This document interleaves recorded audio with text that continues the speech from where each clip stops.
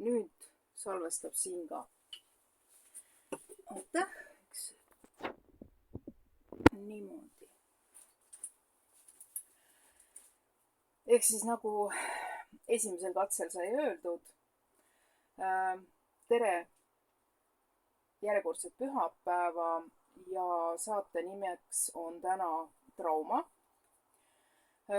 Trauma nii füüsiline kui vaimne ehk siis lapsepõlvetraumad ja kõik muud sellised asjad. Võib ka öelda, et on tagurpidi Merkuuri süü, et ma praegu panin ühe küll salvestama, aga pildi ehk siis YouTube'i kanalit ei pannud salvestama ja seega alustame uuesti otsast peale. Ei tule. Heerilane üritab siin maad jagada. Millest ma ennem rääkisin? Rääkisin sellest, et praeguse hetke energiat ehk siis august 2024 on väga samasugune august 2020. aastaga ja ühisväljas on hästi tugev suitsiidsus ja herilane mine ära. Suitsiidsus ja selline käega löömine ja kõike sellist enda maha tegemist ja ma saan aru, see on kõik on kinni just nendes energiates, mis praegu toimuvad ja väga keeruline on tegelikult inimesel, kes ei mõista, mis toimub, seda kõike üle elada, sest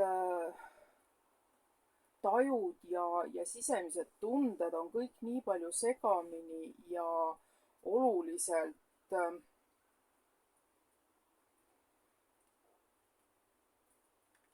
sellised teistsugused ja rasked ja vastikud ja siukene no nii-öelda poolnaljaga öelda, siis peategi maailmad maha minna. Ja kõik see tekitab olukorra, kus inimestel ongi hästi keeruline. Rääkisin veel sellest, hakkasin rääkima, mis mu enda näoga on juhtunud samamoodi, eks ole, trauma ja metafüüsilise poole pealt siis nii palju, et mul on enda autoga hästi tugev sünergia ja autol on esiklaasis selline korralik ämblikulaadne mõra, mille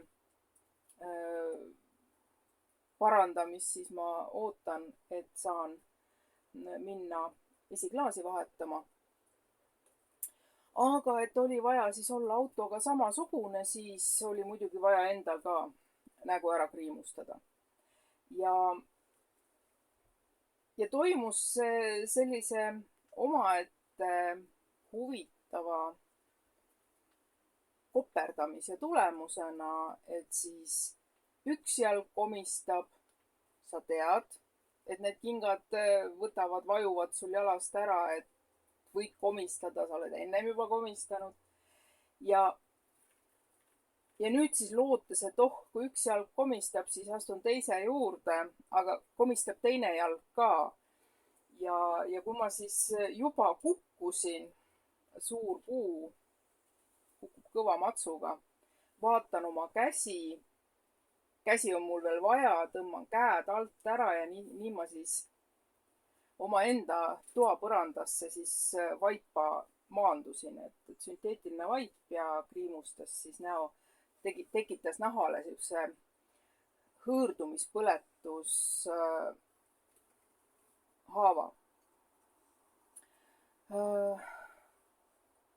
Kukkumise tagajärjel õnneks mingisugust sellist füsioloogilist traumat ei tekkinud, kompuutris on ära käidud ja seal on hetkel vähemalt kõik korras. Soovitati vaid paar päeva pikutada ja kui pea valutab, et siis paratsetamooli, noh, see on nagu tavaline, eks ole.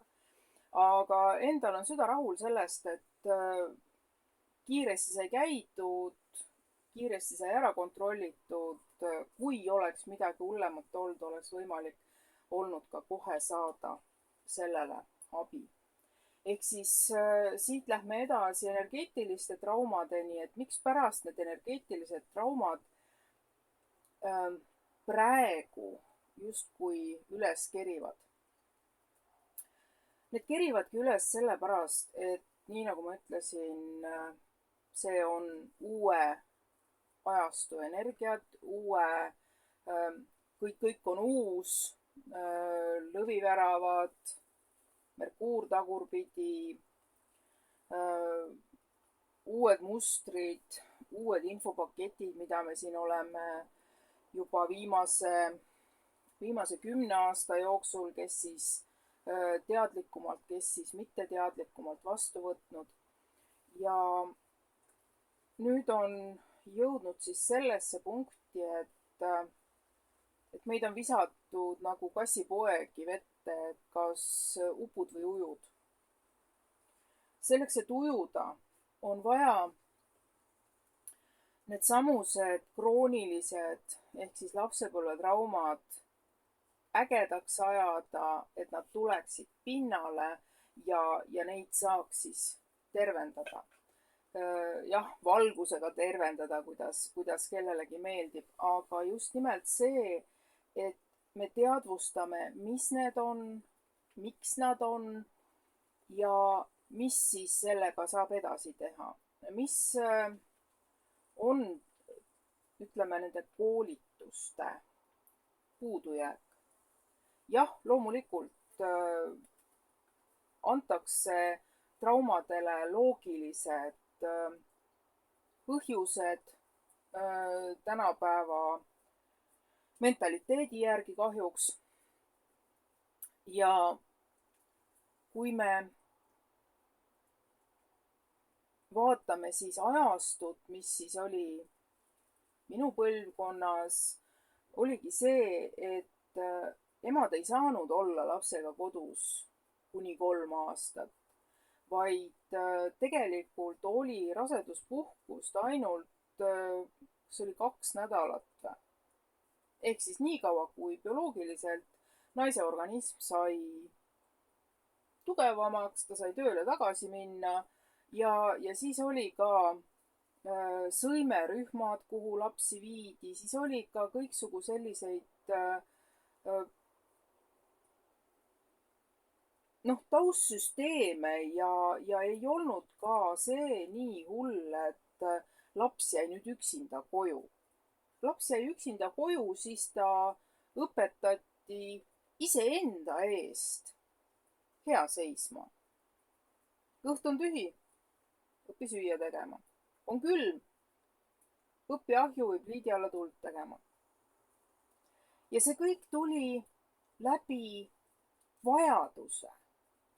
Mitte see, et praegu ei lubata lapsel tuld katsuda, süüa teha, mõtle, rasv lendab ja laps saab kõrvetada.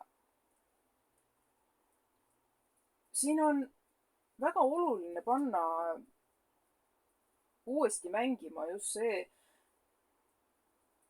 üle-eelmine või oli eelmine saade,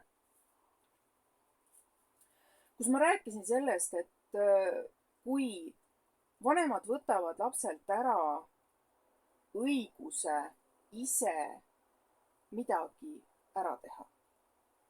Kui püütakse kõik lapse eest ära teha, siis me toodame lumehelbekesi. Ehk siis just neid samu vatitupsulapsi, kes ei suuda mitte midagi, kes ei taha mitte midagi, kes ainult istuvadki oma mobiilides, kes ei näe, mis maailmas tegelikult toimub, kes usuvad siiralt seda, mida meedia räägib, kes ei oska isegi mitte mässata, sest neile on kõik alati ette ja taha ära tehtud. süsteemile on see hea. Süsteemile on see mugav. Ja mugav on ta sellepärast, et kui mass allub igale süsteemi tõukele, siis on kogu seda massi hea juhtida. Seda tõukamist on meid siin viimase 3 aasta, tegelikult juba 4 aasta jooksul treenitud läbi hirmutamise. Nüüd räägitakse järjekordselt mingitest ahvirõugetest, et hakkavad kindlasti kohe jälle vaktsiini suruma ja WHO on tagajalgadel, sellepärast et Eesti arstid saatsid neile kirja, et nemad keelduvad üleriigilise sellise sulgemise, lockdowni kehtestamisest ja WHO otsus vastus sellele tuli kohe see, et vot siis peab hakkama sõjaväge kindlasti kasutama ja nii edasi. Eesti arstide eestvedamisele aplodeerisid teised maailma riigid ja kui ma nüüd õigesti mäletan, oli vist 21 maailma riigi arstid, kes siis koostasid sarnase kirja ja saatsid WHO-le. See muidugi härrastele globalistidele ei sobi ja on siis nagu on, onju. Vaatame, jälgime, mis toimub. Meie saame tegeleda ainult iseenda sisemise maailmaga, iseenda reageeringutega ja rääkides lapsepõlve traumadest, kuidas nendega töötada, tulebki töötada selle mõistmisega, et me oleme siin reaalsuses, siin selles elus, et õppida toime tulema nende olukordadega, mis meie elus tulevad. Loomulikult on hea öelda, aga kui sulle kogu aeg enamus summib pähe, et ei, see ei ole üldse oluline, sa ei näe tegelikult seda, mis head on. Miks mitte? Me näeme küll, mis on head. Aga kui meil on vaja tervendada oma väga sügavaid haavu, siis meil on vaja mõista, et me oleme tegelikult selle iseenda ellu kutsunud. Meil hingetasandil olemina oligi eesmärk neid asju kogeda ja nendest asjadest, nendest olukordadest välja tulla. On ka öeldud seda, et nojah, aga näed, ma ei ole kuskile jõudnud. Kui te olete elanud oma senise teadliku elu teiste tahtmist mööda, siis on minu soovitus hakata täpselt vaatama, mis on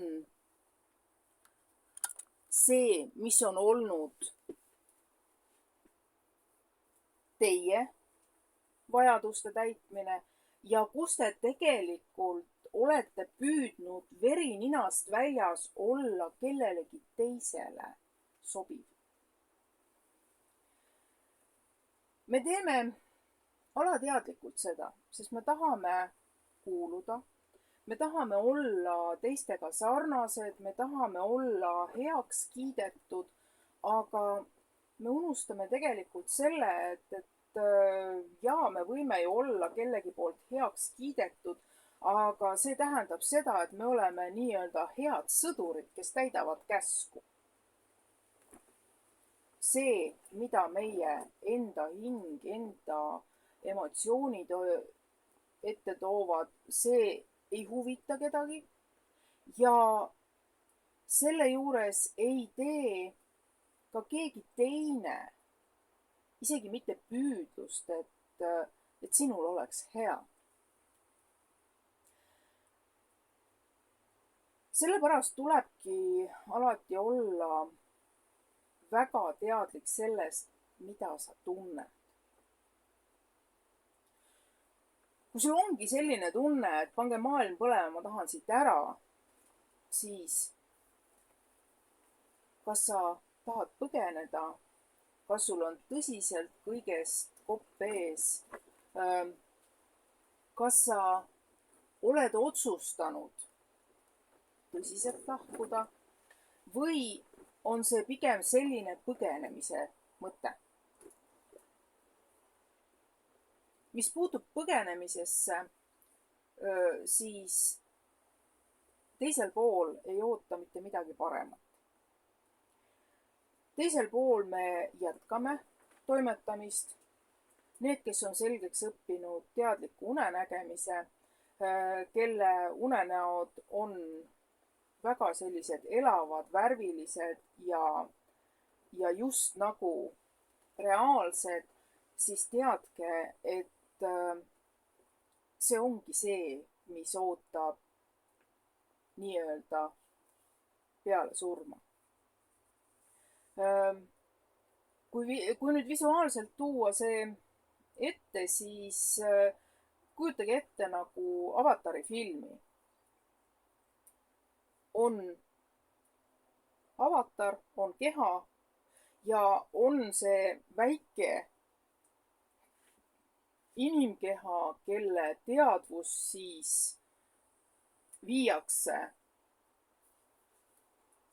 avatari kehasse. Meie olem, meie hing on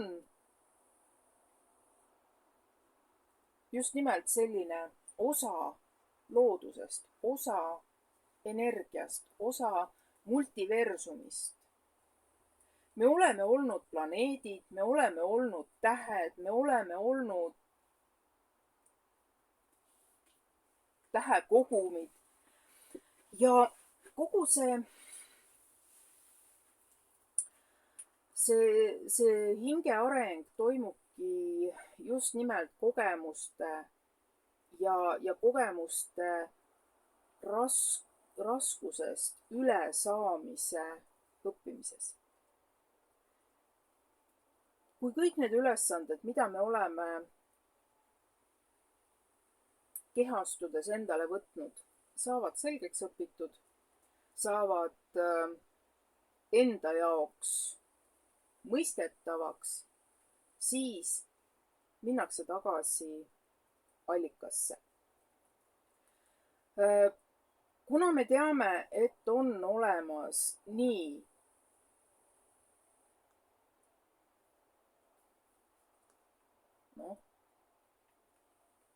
võtame siis selle piibli praegu, et on see saatana pool ja on siis Jumala pool, eks ole. Või siis alfa ja oomega tehisintellektid, kus siis praegu teadupärast on alles ainult alfa, ehk siis eluenergia säilitamine ja hoidmine on muutunud taas kord esikohal ja see, mis veel vanast inertsis toimetatakse nende samade jüngrite poolt, kes siis püüavad kõike teha rahaks ja ei mõista seda, et raha ei saa süüa, raha ei saa juua ja raha ei anta neile ka teisele poole kaasa, siis nende jaoks on siis metamaailm ehk siis tehismaailm. Tuletan jälle meelde noore vene kirjaniku raamatut Mängida, et elada. Ja sealsed rollid siis nendel, kes praegu siin reaalis käituvad hävitajatena, eluenergia hävitajatena.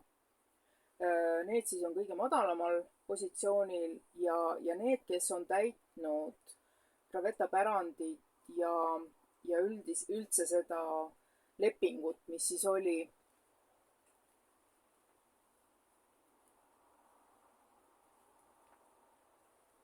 Jumala ja Lutsiferi vahel.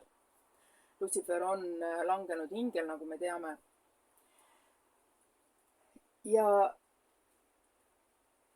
et need, kes siis on täitnud tõeliselt seda lepingu osa, et kari ehk siis inimesed peab olema heaolus.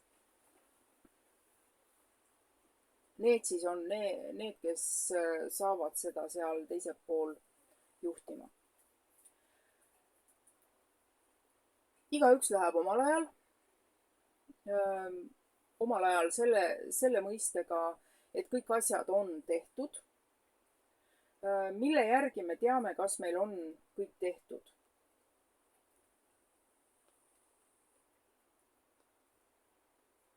See on sisemine teadmine ja otsus. Minu otsus kui selline sai tehtud 2016. 2013 läksin ma oma kaksikleegi juurde tööle, teadmata, kes ta mulle on. Ja mul tegelikult oli juba selline tunne, et ma olen kõik teinud. Ma olen kõik saavutanud. Ma olin teinud 17-aastaselt sellise enda tuleviku vaatamise ja mul oli selleks siis kõik niisugused märksõnad, mis olid selleks hetkeks täidetud. Ja minu surmahetk kui selline oleks pidanud aset leidma 20. jaanuaril 2016.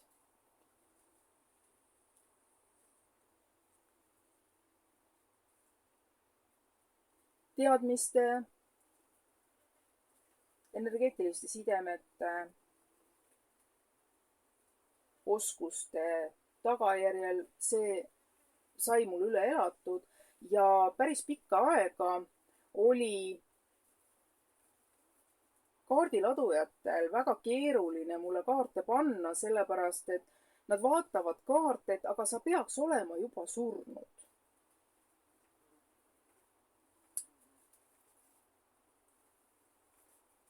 Kui ma juba mitmest kohast sain samasugust infot, siis mul hakkaski nagu ajudeni jõudma see, et oota, et peale käivitust juba. Et ma võtsin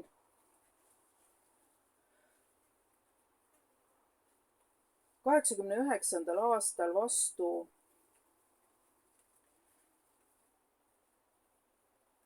otsuse, et ma ei võta seda teed, mida mulle kaksikleek räägib. Mina loon iseenda elu.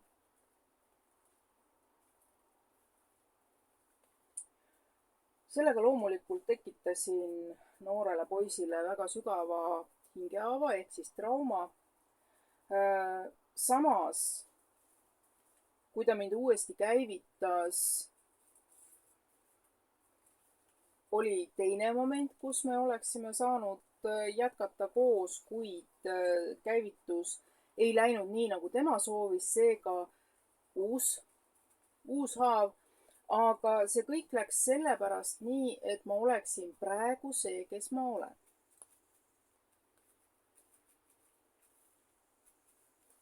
Kes ma siis olen? Ma olen jutuvestja. Ma olen teejuht. Ma olen uste avaja. Ja uskuge või mitte, ma olen õigluse ja tõe eest võitleja.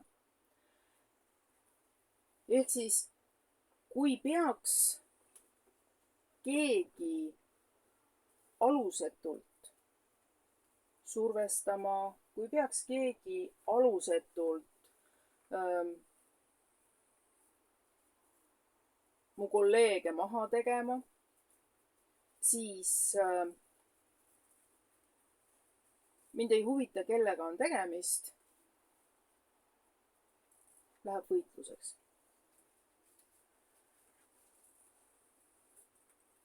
Loomulikult on see võitlemise koht ka kinni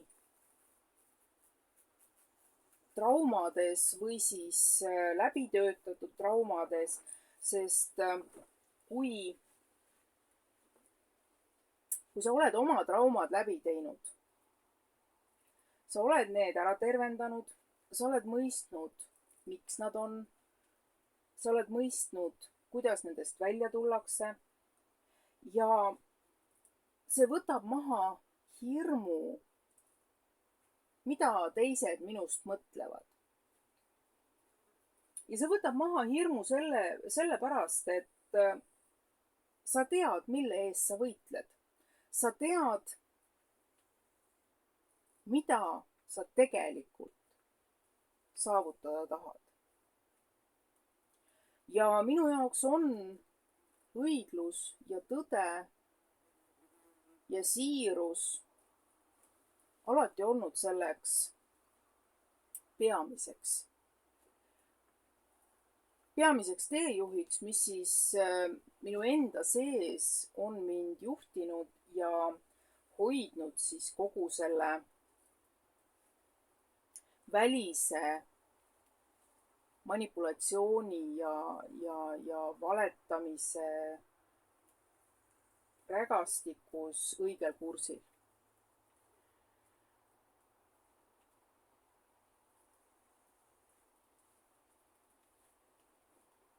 Mul jäi mingist kohast pooleli, kas see vist oli esimese katse juures, et millega tehakse traumakoolitustel viga. See viga on see, et ei selgitata lahti meie põhiolemust. Väga lihtne on öelda, vaat näed,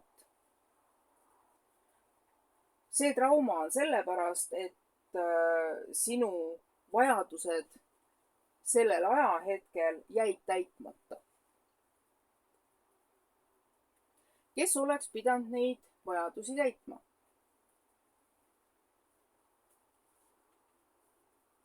Loomulikult sinu vanemad.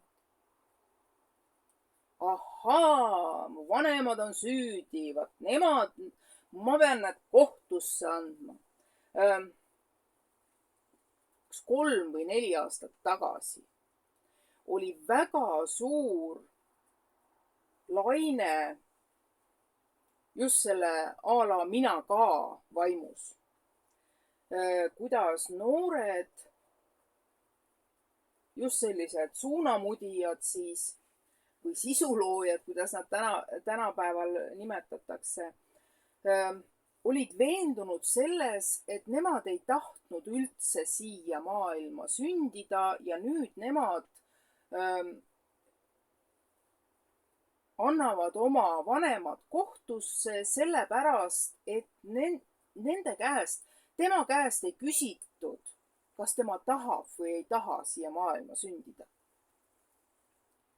Et nüüd on temal ikka nii palju emotsionaalset traumat, et nüüd selle trauma tervendamiseks on temal tohutut raha vaja ja seda peavad nüüd talle tema vanemad maksma. Selline mina ka sai küll läbi, aga see mõttemaailm on jätkunud. Täpselt sama põhjusega on praegu see loogika, et kui laps sünnib mingis soos, poiss või tüdruk, siis kui vanematele ei meeldi, et neile sündis tütar, siis nad võivad juba beebi ümber lõigata selleks, et see elaks edasi poisina. Või siis vastupidi. Või siis lasteaialapsed juba pestakse ajudena nii ära, et vot ühel päeval tuleb poiss lasteaiast koju ja ütleb, mina tahan nüüd naiseks saada. Ja see kõik on tegelikult neutraliseerimise ehk siis sama teema käib koduloomade kastreerimisega selleks, et ei oleks järglasi, vaid oleks lihtsalt sootu mass, kes siis on, nagu me praegusel ajal enamus märkame, WHO katsepolügoon ehk siis just nimelt inimkatsed.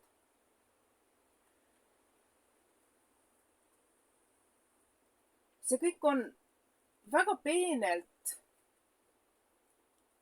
üles ehitatud, see kõik on väga peenelt korda viidud ja see on see põhjus, miks pärast me peame õppima iseenda sisemisi tundeid. Selleks, et mõista, mis ma olen, selleks, et aru saada, mida ma tunnen, tuleb meil õppida iseenda tundeid jälgima ja tundma. Mitte see, et ma tunnen ennast halvasti, aga see halvasti tundmine on taunitud, ühiskond seda heaks ei kiida, tähendab, ma tõmban endale keep smiling ja panen tuima robotina edasi. See on seesama teema, miks pärast inimesed enam ei mõista, kes nad tegelikult on.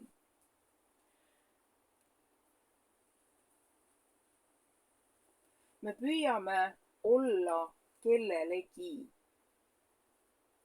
erilane, mine ära. Midagi, mida me ei mõista. Me püüame olla kellelegi meele järgi selleks, et sellel teisel oleks hea. Tingimusteta armastus, eks. Teisel peab kõik hea olema. Aga sina ise. Tingimusteta armastus saab alguse iseenese väärtuse teadvustamisest ja hindamisest. Sina oled see, kes toimetab. Sina oled see, kes selles kehas elab. Selleks, et see keha sul toimiks, pead sina hea seisma. Siin ei ole kohta suurtele sloganitele, et oo jaa, Maailma Terviseorganisatsioon kaitseb meie tervist. Jaa, selle kaitsmise sildi all tehakse meist kesksoolised bioloogilised kehad, mille peal saab uusi ravimeid katsetada. Ja ma ei räägi siin sellest, et meditsiin on ravimitööstuse käepikendus ja nii edasi. Ei, on veel siiski arste, kes tõesti teevad inimelu, energia, võtavad seda inimest kui sellist tervikuna. Ja see tähendab seda, et jah, on igasuguseid võimalikke kompuutreid, operatsioone, asju, kõik võimalik teha. Kui see on hädavajalik, siis tuleb seda teha. Me ei saa eirata, kui meil on vaja mingisugust sellist abi, mida me ise ei saa. Kui käeluu on murdunud, okei, käe ja jalaluuga saab veel ise hakkama. Aga tavainimene tunneb valu päris korralikult, nii et ta võib sellest valust ära minestada. Käeluu ise paika panna korrektselt on ka võimalik. Aga palju parem on see, kui on õppinud inimesed, kes oskavad seda, kellel on olemas vastavad aparaadid, mis aitavad seda luud näha, et see tõesti oleks üks-ühel, et nad ei pea hakkama seda hiljem lahti murdma.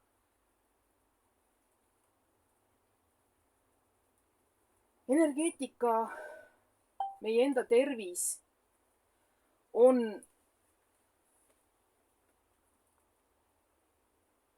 meie enda juhtida. Ja kui me sellest aru saame ja võtamegi nüüd lapsepõlvetraumad, kui me saame aru, et ahaa, et sealt jäi minul midagi saamata, aga miks see jäi saamata? Miks mu vanemad olid sel ajal tööga hõivatud? Miks mul ei olnud kedagi, kes oleks võinud minu vajadusi täita? Tähendab, minul oli vaja sellest ise välja tulla, ise õppida, toime tulema.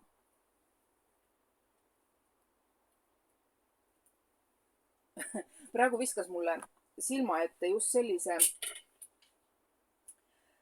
lapsepõlvepildi, kus me vennaga koos ronisime mööda tavalist sektsioonkappi, mis nad Vene ajal olid hästi levinud saepuruplaadist. Tänapäeval mõtled küll, et issand jumal, kui sa ühel hetkel näed iseenda last niimoodi seal ronimas, et see võib päris õudne olla. Aga meil ei olnud seda hirmu, meil ei olnud seda mõtetki, et me võiksime koos selle kapiga alla tulla. Jah, ühel hetkel, kui mina sain muidugi karistada, siis ma hakkasin venda sealt maha kiskuma, tema muidugi hoidis riiulist kinni ja me tõmbasimegi selle sektsioonkapi pikali. Aga tekkis see pikali tõmbamine tänu sellele, et minusse süstiti hirmu, vaat see võib kummuli kukkuda. Ja siis palju asju võib. Aga see ei tähenda seda, et see juhtub. Kui me võtame asja teadlikult, kas või see mööda kappi ronimine, meil on enda turvalisus tagatud, mitte kellegi teise pilgu läbi, vaid iseenda. See on kõik okei. Läbi selle me õpimegi sellest august välja tulema. Läbi selle, et me saame harjutada. Me õpimegi nende olukordadega toime tulema. Kui me üritame esimest korda tikku tõmmata, kui on hea vanem, kes, hea ja halb on hinnang, eks ole, kes lihtsalt jälgib, mida sa teed, kuidas see õnnestub, läheb midagi valesti, näitab, kuidas see käib ja selgitab lahti. Järgmine kord teedki juba nii, nagu peab ja sa teed seda ohutult. Sa ei pane maja põlema, sa paned pliidi all tule põlema. Seega soojavajadus saavutatud. sooja vajaduse täitmine saavutatud, sest tule tegid ära. Tänapäeval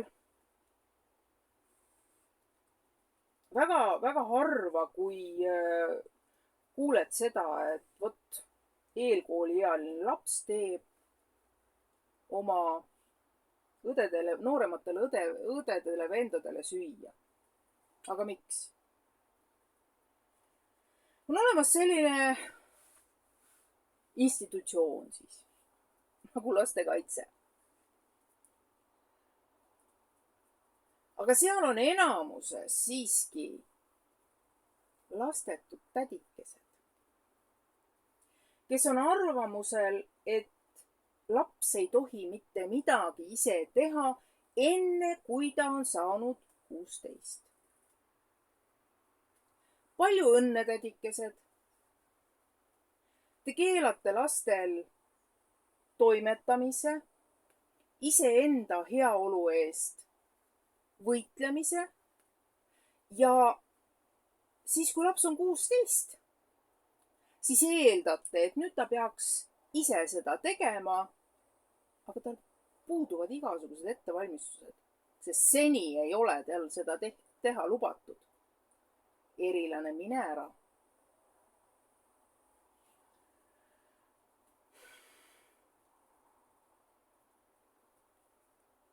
Ja ma tean, ma olen nende ametnike suhtes natukene selline kuri, aga see on ka põhjus, seal on põhjus see, et ma olen ka ise ametnik olnud. Hetkel ma ei pea ennast ametnikuks, ma küll tean, mis ja kuidas peab, aga ma olen pigem siiski nõustaja ja juhendan ka tööalaselt, juhendan lihtsalt, kuidas inimene saaks iseenda asjadega hakkama. Sest meie noor Eesti Vabariik, kes siis praeguste andmete jooksul saigi alguse tänu sellele, et härrased Soros ja Massimo käisid Eestis, peale kelle Eestis käimist tekkis IME, isemajandava Eesti idee, kus võeti selle isemajandavuse sildi all tegelikult rünnaku alla põllumajandus, kus hakati juurutama tsentraliseerimist, ehk siis ennem olime Moskva all, nüüd hakkame ise tegema, aga väga kiiresti läks see varivalitsuse kätte, ehk siis needsamused globalistid, needsamused Sorosed, Massimod ja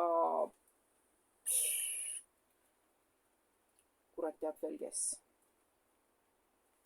Ehk siis need 1%, kelle käes on kogu maailma raha.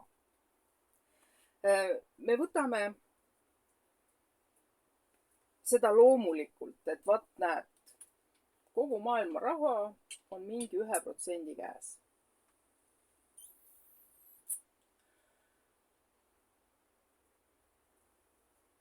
Kas see on paratamatus?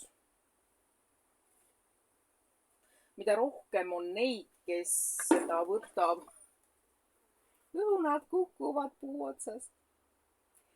Mida rohkem on neid, kes seda võtavad paratamatusena, seda rohkem see paratamatus on. Mida rohkem on neid, kes palvetavad saatana poole, ehk siis elu, energia, õgardite poole. Seda paratamatum see kõik on. Kui me aga võtame käsile iseenda heaolu, alustades iseenda sisemise maailma heaolu eest vastutamise. ma olen mõnega teist töötanud juba mitu-mitu aastat. Te teate, et ma ise olen väga raskes seisundis olnud just nimelt selle vaimse tervisega. Olen tahtnud ise ära lahkuda. Samas on see jäänud tegemata tänu sellele, et ma tean, mida ma pean tegema siin maailmas veel. Tänu sellele, et mu kaksikleek teiselt poolt lihtsalt ei luba mul üle tulla. Ja loomulikult ka see, et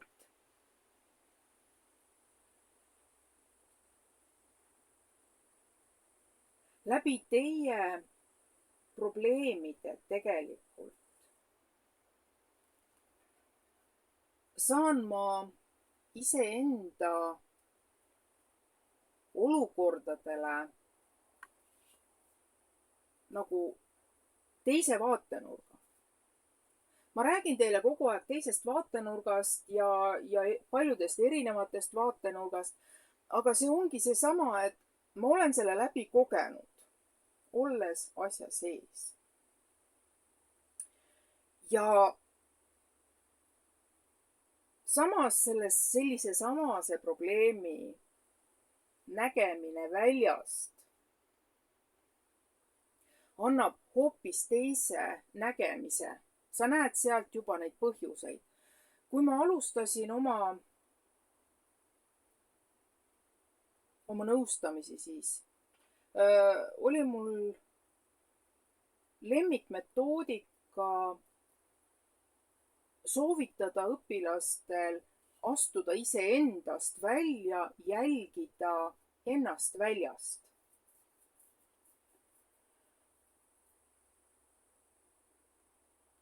Nüüd te küsite, paljud seda suutsid. Tegelikult, kui ma praegu niimoodi tagasi mõtlen kõiki oma õpilasi, siis pooled, 10-5. Ma nüüd võtan 10 kaupa. Ja nad tõesti said aru, mis toimub. Loomulikult vajavad ka nemad aeg-ajalt nagu meeldetuletust ja selleks olengi veel kontaktis olemas, et ma ei hoia nende elul näppu pulsil, seda teevad nad ise. Ja ühel hetkel, kui on tunne, et midagi vajab nüüd kuskilt tõukamist või lahti seletamist, siis nad leiavad mu kontakti ja me alustame uuesti tööd. See ei tähenda, et me alustame tööd otsast peale, et mitte midagi pole õpitud. Alati on õpitud. Meie areng käib spiraali mööda. Ma olen seda rääkinud korduvalt. Kui me tuleme ka sama olukorra juurde tagasi, siis tegelikult meil on olemas juba eelmine kogemus. Kui me nüüd selle kogemuse teadvustame siin praegu, erilane, mine ära.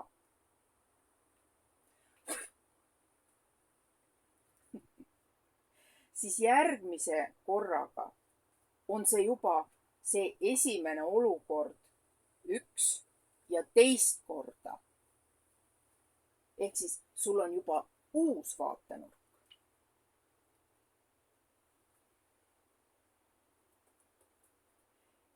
Ei tasu ennast maha teha või süüdistada, kui tekib olukord, kus sa ei saa aru, mis sinuga toimub. See on see hetk, kus sul tuleb iseendale tunnistada, et ups, ja ma ei saagi praegu aru, mis toimub. Järelikult mul tuleb see asi enda jaoks lahti võtta. Kui mul on inimene või kirjandus, mille järgi ma saan hakata ennast natukene toetama, tuleb mul võtta kontakti ja taaskord mitte võtta kõike 100% kullana. Miks?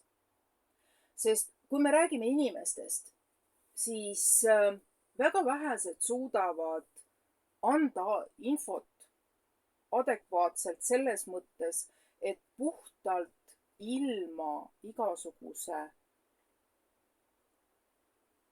süsteemi mõjutuseta. Ka mina aeg-ajalt puudutan süsteemi, samas ma puudutan süsteemi sellepärast, et teil oleks selgem, mis on minu informatsiooni jagamise tasemed. Kas see teile kohale jõuab? Kui mitte esimese korraga, võib-olla 3. korraga. Kui mitte 3. korraga, võib-olla 5. korraga.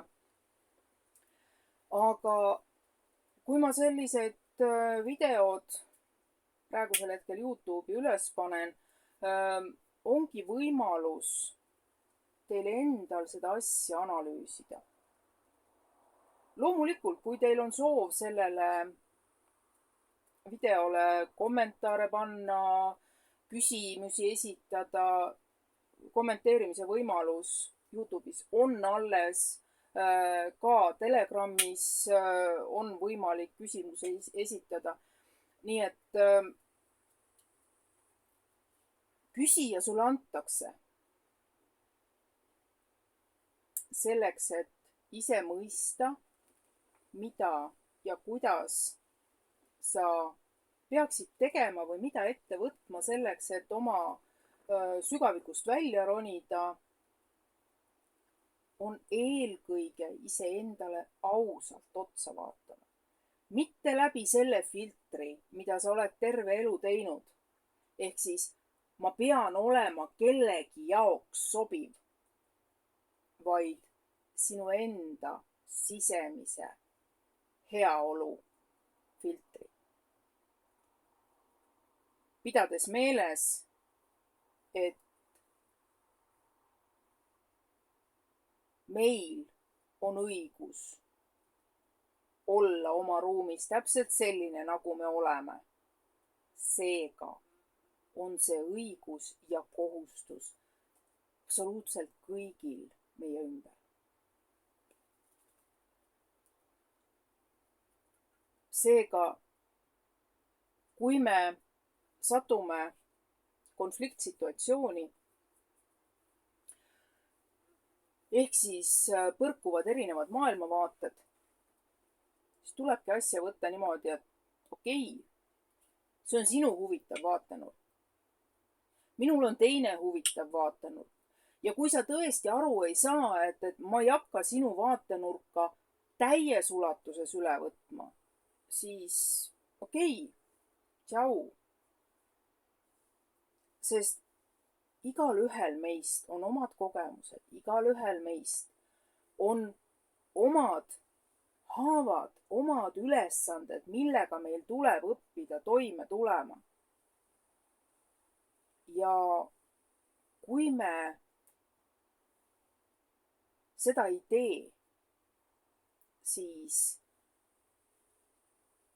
tekib selline olukord, et me vajumegi sellesse enesesüüdistamise, enesekaristamise sohu, kus siis ma ei suuda olla selline nagu teised ja järelikult ma ei kõlba nende seltskonda. Loll jutt suhu tagasi. See, kui sa ei ole selline nagu teised ja sulle käib närvidele see, kuidas need teised kolmandaid taga räägivad, siis tulebki seda öelda. Ei ole nii, et muudkui aga laterdatakse ja räägitakse taga teistest, siis ütledki, et nagu, sorry, kas sul sai praegu nüüd parem või? Mul ei ole vaja seda. Ja kui see ei sobi, eemaldud lihtsalt. Sest me ei saa oma elu teha paremaks, kui me lihtsalt kedagi teist püüame endast teha halvemaks. Sama teema on ka iseenda halvemaks tegemisel. Mis õigusega sa otsustad, et sa ei ole väärtuslik? Sa pead mõistma iseenda erilisust, iseenda väärtust.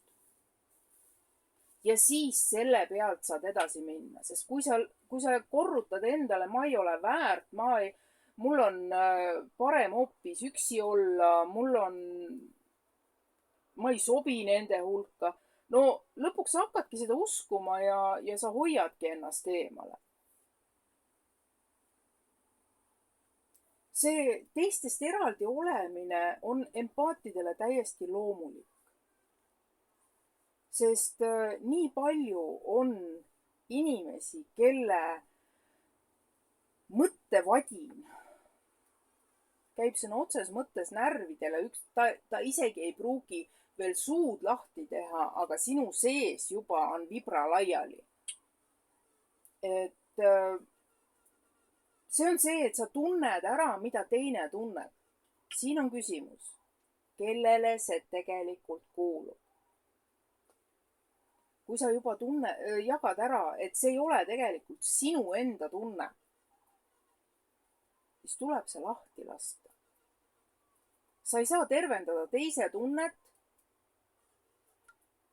sest sina püüad tervendada seda, mis on sinu sees.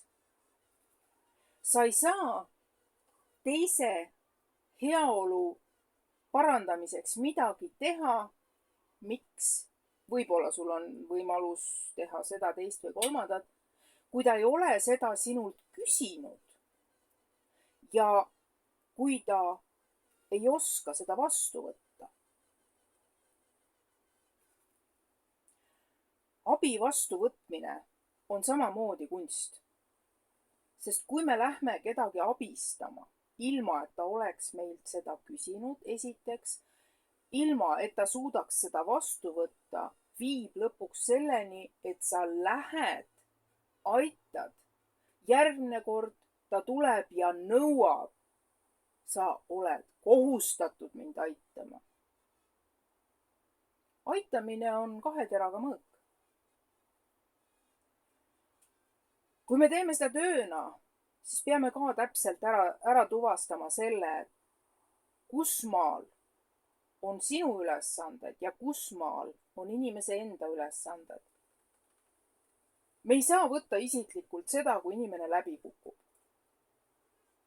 Läbikukkumine siis selles mõistes, et ta libastub oma eesmärgile liikumisest ja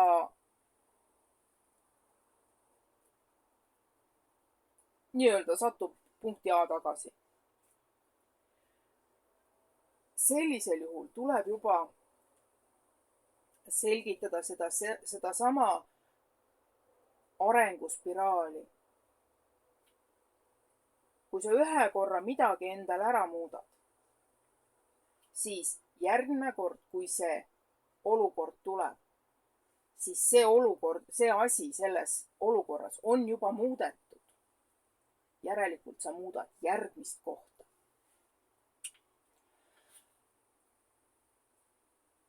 Sama teema on ka traumade tervendamise puhul. Need traumad kerivad ennast meile üles täpselt selle järgi, kui palju me suudame korraga nendest ära tervendada. Me võtame ette mingisuguse olukorra, me vaatame selle emotsioonitult, nagu mustvalget filmi ja teadvustame, mis seal tegelikult toimus.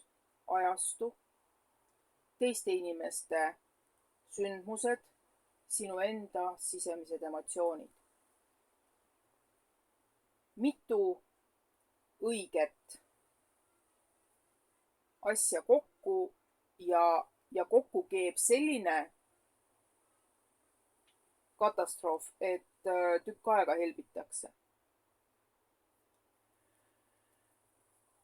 Niisiis, kui me räägime lapsepõlvetraumades, siis tuleb meil võtta arvesse ajastut, võtta arvesse meie enda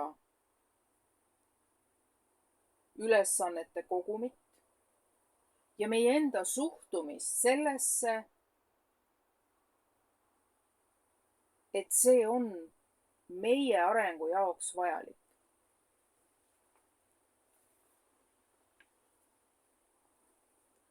Aga täna olen ma juba terve tund olnud eetris.